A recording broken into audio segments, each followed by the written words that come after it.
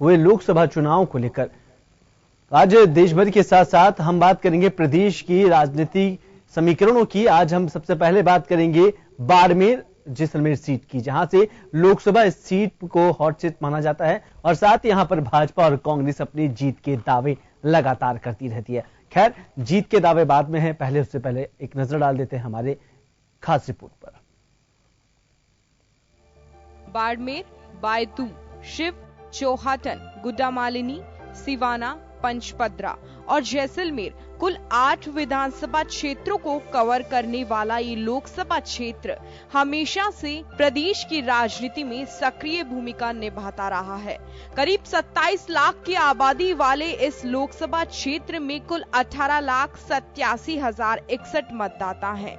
इनमें से 10,02,571 पुरुष हैं और 8,84,441 महिला मतदाता हैं। तो वहीं बाड़मेर जैसलमेर संसदीय सीट से 1952 से अब तक 67 साल में 16 लोकसभा चुनाव हुए हैं। दोनों जिलों की जनता ने 16 सांसद चुनकर संसद में भेजे। इनमें 5 नए और 11 जाने पहचाने चेहरे शामिल थे। 3 ऐसे सांसद रहे जिन्हें जनता ने दूसरी बार मौका दिया। वहीं लगातार 3 बार सांसद बनने का रिकॉर्ड कर्नल सोनाराम चौधरी के नाम दर्ज है। वह चौथी बार 2014 में भाजपा के टिकट पर चुनाव लड़े और सांसद चुने गए। वहीं सबसे बड़ी जीत 2,71,000 वोटों का रिकॉर्ड मानवेंद्र सिंह के नाम दर्ज है। 1967 में अमृत नाहटा ने पहली बार कांग्रेस का खाता खोला। 1991 से 1999 तक 4 चुनावों में भाजपा को हार का सामना करना पड़ा।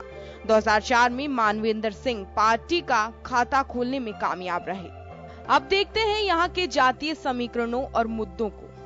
बाड़मेर लोकसभा क्षेत्र में जातीय समीकरणों को देखें तो यहाँ मोटे तौर पर करीब 3.50 लाख जाट और 3.50 लाख अनुसूचित जाति एवं जनजाति, तो वहीं 3 लाख मुस्लिम और करीब 2.75 लाख राजपूत और रावणा राजपूत समाज के मतदाता हैं। लंबे चौड़े भूभाग में फैले इस क्षेत्र में आज भी अकाल प्रबंधन, पेयजल, रोजगार, रेल सेवाएं, बिजली जैसे परंपरागत मुद्दे हैं। 2013 के विधानसभा चुनाव में कैलाश चौधरी बायतू से विधायक चुने गए थे। 2018 में कांग्रेस के हरीश चौधरी से वे हार गए थे। चौधरी नामांकन भरने के बाद संगठन के नेताओं के साथ प्रचार प्रसार में जुटे हुए हैं। कैलाश चौधरी युवा किसान नेता के रूप में क्षेत्र में सक्रिय रहे।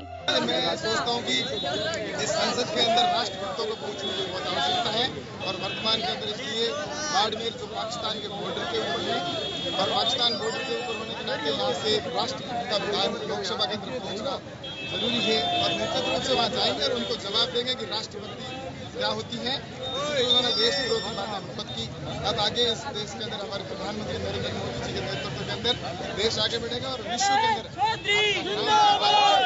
पूर्व विदेश एवं वित्त मंत्री जसवंत सिंह के बेटे मानवेंद्र सिंह 1999 में पहली बार राजनीति में आए। पहला लोकसभा चुनाव 1999 में लड़ा और कर्नल सोनाराम से हार गए। 2004 में भाजपा की पहली जीत दर्ज कराई। 2009 में कांग्रेस के हरीश चौधरी से हार गए। 2013 में शिव सीट से विधानसभा का चुनाव लड़ा और विधायक चुने गए। गत साल ही भाजपा को छोड़ कांग्रेस में शामिल हुए। इस बार कांग्रेस प्रत्याशी के तौर पर मैदान में उतरे हैं। बाड़मेर से भाजपा के टिकट पर सबसे बड़ी जीत मानवेंद्र के नाम दर्ज है। 2004 में मानवेंद्र ने कर्नल सोनाराम चौधरी को 2,71,000 वोटों से हराया था। पिछले साल विधानसभा चुनाव से पहले मानवेंद्र सिंह ने पंचपद्रा में स्वाभिमान रैली कर कमल का फूल हमारी भूल कहते पार्टी छोड़ दी और कांग्रेस अध्यक्ष राहुल गांधी की उपस्थिति में कांग्रेस का हाथ थाम लिया। हमेशा बाड़मेर जैसलमेर का सबसे महत्वपूर्ण विषय होता है तो पेयजल की व्यवस्था होती है, पीने के पानी की व्यवस्था हमारे लिए भी और हमारे पशुओं के लिए भी, हमारे गायों के लिए भी।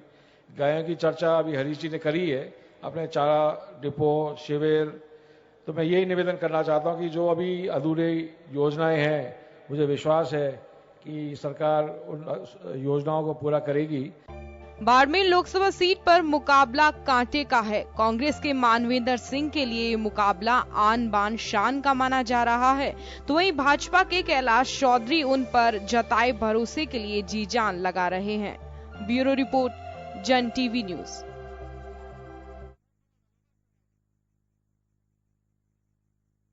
तो बाड़मेर लोकसभा क्षेत्र एक तरह से राजनीतिक फिजाओं में अपना अलग अंदाज रखता है।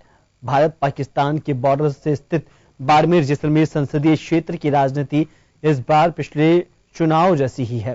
फर्क सिर्फ इतना है कि पिछली बार वर्तमान सांसद कर्नल सोनाराम कांग्रेस छोड़कर बीजेपी में आ गए थे और इस बार क्षेत्र में पूर्व सांसद रहे मानवेंद्र सिंह बीजेपी छोड़कर कांग्रेस में चले गए हैं।